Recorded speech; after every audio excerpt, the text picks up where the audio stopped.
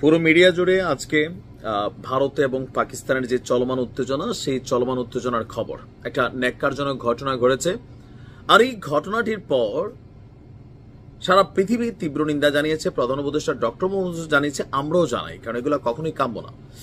ভারতের পেহেলগামে যে ঘটনাটা ঘটেছে, প্রত্যেকেই পর্যটক, বহিরাগত পর্যটক, স্থানীয় কোনো লোকাল পিপল না, এবং বেছে বেছে এই পর্যটকদের মধ্যে যারা পুরুষ আছেন তাদেরকে শেষ করা হয়েছে। এরপর থেকে আলোচনায় যে নামটা দ্য রেজিস্ট্যান্স ফ্রন্ট, একটা টিম যেটা সংক্ষেপে নাম হচ্ছে TRF। তো আজকের ভিডিওতে আমরা চলুন দেখি কারা এই TRF এবং কেনই বা তারা এই ঘটনা ঘটিয়েছে। আর এই ঘটনাটি ঘটার মাত্র কয়েক ঘন্টা পরেই আপনার আলোচনায় এসেছে দ্য রেজিস্ট্যান্স ফ্রন্ট নামক এই সংগঠনটি। 26 পর্যটক নিহতের ঘটনা যখন মানুষ সয়লাভ, তখনই সামাজিক যোগাযোগ মাধ্যম টেলিভিশন পর্দায় আপনার টেলিগ্রাম বার্তায় এই হামলার দায় স্বীকার করেছে সশস্ত্র গোষ্ঠী দ্য রেজিস্ট্যান্ট ফ্রন্ট। তবে এই গোষ্ঠীটা কারা? তারা কি পাকিস্তান অঞ্চল থেকে আসছে? না। আপনাদের খেয়াল থাকা 2019 সালে এই কাশ্মীরের বেশ কিছু সুবিধা কেড়ে নিয়েছিল মোদির এই সরকার। এরপর থেকে কাশ্মীর অঞ্চলে আস্তে আস্তে পরিচিতি বেড়ে উঠতে থাকে এই গোষ্ঠীটির। দ্য রেজিস্ট্যান্ট ফ্রন্ট বা TRF নামক এই সংগঠনটি আত্মপ্রকাশ করে। ভারত থেকে কাশ্মীরকে আলাদা করতে লড়াই করা যে বিদ্রোহীরা আছেন, সাম্প্রতিক বছরগুলোতে তারা কখনোই পর্যটকদের উপর হামলা চালায়নি, কিন্তু গত মঙ্গলবার যেটা করা হয়েছে এটা ছিল ভিন্ন রকম। বন্দুকধারীরা পার্শ্ববর্তী জঙ্গল থেকে বেরিয়ে এসে স্বয়ংক্রিয় অস্ত্র দিয়ে পর্যটকদের লক্ষ্য করে গুলি চালায়। এমনকি এখানে যারা মারা গেছে সবাই পুরুষ এবং বহিরাগত বলে জানিয়েছেন আপনার স্থানীয় প্রশাসন। ভারতের স্বরাষ্ট্রমন্ত্রী তিনি আপনার ডোনাল্ড ট্রাম্প, রাশিয়ার প্রেসিডেন্ট পুতিন সহ বিভিন্ন দেশের সাথে যোগাযোগ করেছেন, এমনকি এই সংগঠনগুলি সম্পর্কে তারা আরো ডিটেলস জানার জন্য গোয়েন্দা তথ্য আদান প্রদান করেছেন। এই সংগঠনটি মূলত নতুন প্রজন্মের একটি বিচ্ছিন্নতাবাদী সংগঠন।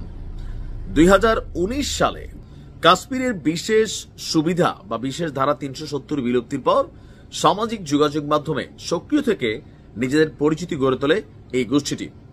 ভারতীয় গোয়েন্দা সংস্থাগুলোর দাবি TRF আসলে পাকিস্তান ভিত্তিক সন্ত্রাসী গোষ্ঠী, যা পাকিস্তান ভিত্তিক লস্কর-ই তৈয়বা, হিজবুল মুজাহিদিন নামক বিভিন্ন সংগঠনগুলোর পৃষ্ঠপোষকতায় ভারতের অভ্যন্তরে তারা গড়ে উঠেছে।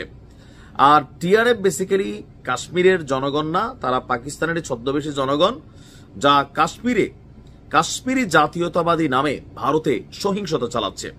এদের মূল দাবি কি? মূল দাবি সম্পর্কে গণমাধ্যমে আমরা যা দেখছি যে কাশ্মীরকে ভারতের কাছ থেকে বিচ্ছিন্ন করা, ভারতীয় নিরাপত্তা বাহিনী প্রশাসনিক কাঠামোকে দুর্বল করাই হচ্ছে এই গোষ্ঠীটির লক্ষ্য।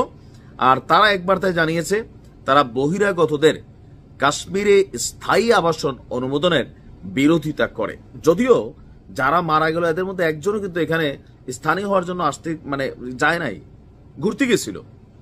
2020 সালে TRF নিয়মিতভাবে বিভিন্ন রকম হত্যা মিশন কাণ্ডে তারা কাজ করে আসছে। 2023 সালে ভারত সরকার আনুষ্ঠানিকভাবে TRF-কে সন্ত্রাসী সংগঠন হিসাবে ঘোষণা করে। 2024 সালের জুনেও আপনার জম্মুর রেয়াসি এলাকায় ভারতীয় গোয়েন্দা সংস্থার বক্তব্য, হিন্দু তীর্থযাত্রী বহনকারী একটি বাসে হামলার দায় স্বীকার করেছিল। তখনও 9 জন নিহত, 33 জন আহত হয়েছিল।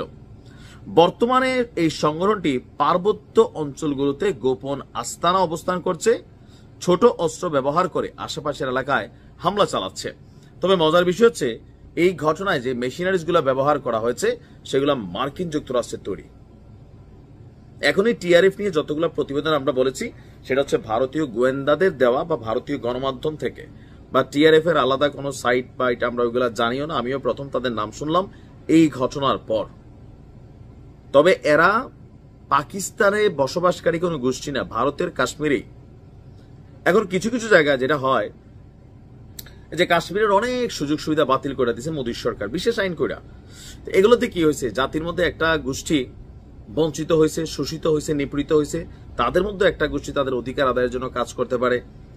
তবে অধিকার আদায়ের জন্য যে যতভাবেই কাজ করুক, অন্য মানুষকে, নিরীহ মানুষকে হত্যা করে যারা কাজ করে, আমরা তাদেরকে কখনোই যেই নামেই হোক, যেখানে কানেকশন হোক, একদম গোষ্ঠী সহ নির্বংশ করতে হবে। লড়াই যদি হয় কোনো দেশের মধ্যে, সেনাবাহিনী টু সেনাবাহিনী করা উচিত।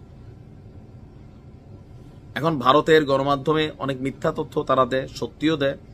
এই মুহূর্তে আমরা জানি না যে আসলে কোনটা সত্য কোনটা মিথ্যা। ভালো থাকুন, আসসালামু আলাইকুম।